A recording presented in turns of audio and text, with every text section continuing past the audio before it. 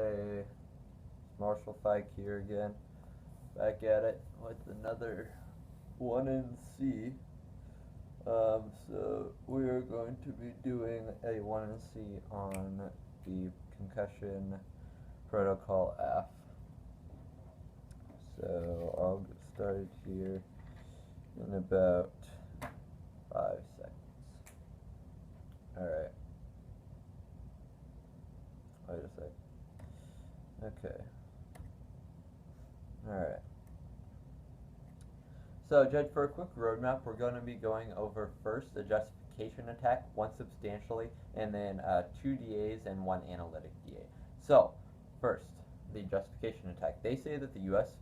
Federal government should increase its funding and or regulation of public schools. We say that it isn't the U.S. federal government's job to be involved in education. From Morgan of 2014. The Constitution, of course, explicitly binds Congress by enumerating which congressional powers are delegated and how they are to be lawfully employed. As a binding compact, any powers exercised by the federal government must be in accordance with that compact. Education is not found among the enumerated objects of the Constitution. So the impact of this argument is that the affirmative team is actually encouraging Congress and encouraging the government to get involved in education, and that's violating our rights. And who is to stop them from violating our other rights? So next to my substantially. So the definition is substantial means more than 20%. The violation here is that we don't actually know how much they are increasing by, so we have to assume they're increasing by less than 20%, fitting our definition. 3 standards, 1 bright line. We, the negative team, create a clear definition of what is and what is not the boundaries of the resolution. These definitions should be preferred because they show a clear interpretation of the resolution. 2 limits. The resolution creates limits of the affirmative team can and cannot do. If you look to the affirmative team's plan, they are not increasing by at least 20%, which is not within the limits of the resolution. 4 voters want education. The purpose of the debate is to promote education, but this becomes difficult when the affirmative does not stay within the resolution. The 2 stock issues. Topicality is one of the 5 stock issues. It should be taken into account in today's debate. A priori, topicality governs debate because it enforces the resolution. It limits what the affirmative team can do, and is therefore the first thing we should look to in debating, as I have by presenting this attack in the 1C. This is also the first thing you should look to when judging this round. So basically what that was saying is that they are not substantially increasing anything, since we don't know how much they're increasing by, so we can't just assume that they're being substantial according to their own definition, or that actually hurts the education, and they are violating their powers as the affirmative team. So, next, on to the fraud DA. So basically what this is saying is that they're not giving any oversight to the programs that they're creating. So basically programs without oversight are going to be able to spend money as they wish and not have any consequences for it. So the link is that the affirmative team admitted in first cross-checks that their plan included no money for oversight. The impact of this is that programs without oversight have money wasted or stolen from them, from Odell and Sanchez of 2017. As state lawmakers debated creating a school voucher program 6 years ago, critics warned that state legislation had a serious flaw. It would be impossible for the public to see how the money was spent. The auditing requirements were so weak they were almost a sham. As the program expanded, the resources to scrutinize the expenditures made using state-provided debit cards never kept pace. The legislature gave the Department of Education money for the program, but wouldn't authorize the spending of much of it. The warnings of lax oversight and little accountability proved prescient. The money was misspent, and the state recovered almost none of it. For example, some parents transferred all of their scholarship money into a 529 college savings account and then left the program, preventing the state from recouping the funds. Others pocketed the money and sent their kids to public schools. Some purchased books or other materials using their state-issued debit cards and then immediately returned them. The refunded money was put on gift cards, allowing parents to spend it with no scrutiny. So basically what that DA was saying is that if we don't include oversight for their plan, then the money is not going to be spent correctly.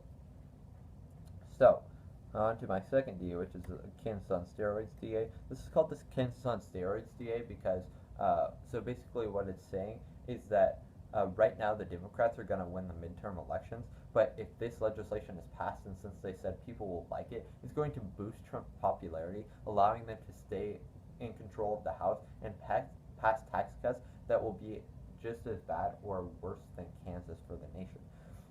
So observation one, uniqueness. Trump's low approval ratings will let the Democrats win the House majority in 2018. From Lambrecht at 17. There's no doubt that the House is in play. Polls showing the support eroding for the Republicans in more than 24 House districts because of Trump. A president's popularity is often a key factor in congressional contests. The most important leading indicator for 2018 is Trump's approval rating, which is 40% or lower. That's a big, bright red warning sign that is flashing. If Trump's approval ratings mean that remain that lower or go even lower, I think Democrats are going to have a pretty good chance of picking up the House. So, observation 2, link. Successful legislation will boost Trump, allowing the Republicans to keep control of Congress. Hint in 2017. Trump's current approval rating is 38%. Historically, we would expect a president that unpopular to cause his party to lose.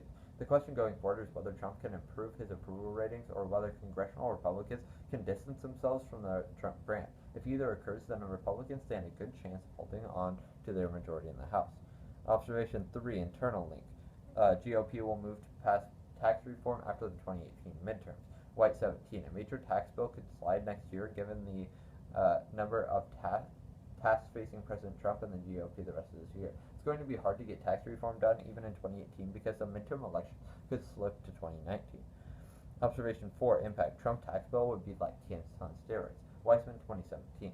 It is hard to think of a more obvious recent public policy failure than the tax cuts that Kansas Governor Sam Brownback championed in 2012. The state has been mired in a perpetual budget crisis ever since the package passed, forcing its residents to swallow painful spending cuts in essential areas like education. Somehow the sharpest minds in the Trump administration have gazed upon the smoldering ashes of this misbegotten experiment and decided that they should imitate it. On Wednesday, Treasury Secretary Steve Mnuchin said that this would be Kansas on steroids. It would add about 0.12% to the country's annual growth rate, but again at a cost of $1.5 trillion. So obviously with that DA we can see that if we pass this plan and Trump's going to be able to pass his tax cuts, it will be very bad for our economy. So next I'm going to go to my analytics DA. So basically what they're saying is that teachers are going to be fired if they don't follow these protocols, but the problem is that teachers can't see these concussion symptoms when players are, for example, on the football field. So when concussions occur and no one steps in, then they're saying that people are going to be fired because no one prevented it and no one took them out of the game. And there is already a shortage of teachers in today's economy, so we're just going to be shortening the amount of teachers that are already leaving. So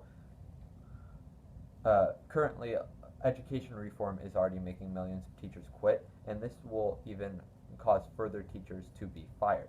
So this is from more than 2015.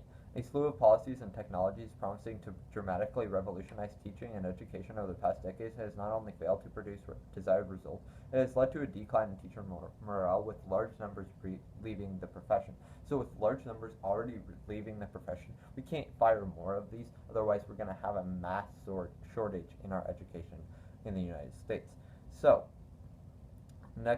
so in conclusion, I went over a justification attack saying that the United States should not, or the federal government should not be in education, substantially saying that they're not substantial because we don't know how much they're increasing by. Fraud DA, they have no money for oversight, so their money won't be spent correctly. Kansas on steroids DA, saying that their plan will allow Trump to pass tax cuts, and then my analytics DA saying that we will have a gigantic shortage of teachers. So with that, I'm open for cross-examination for the points of clarification.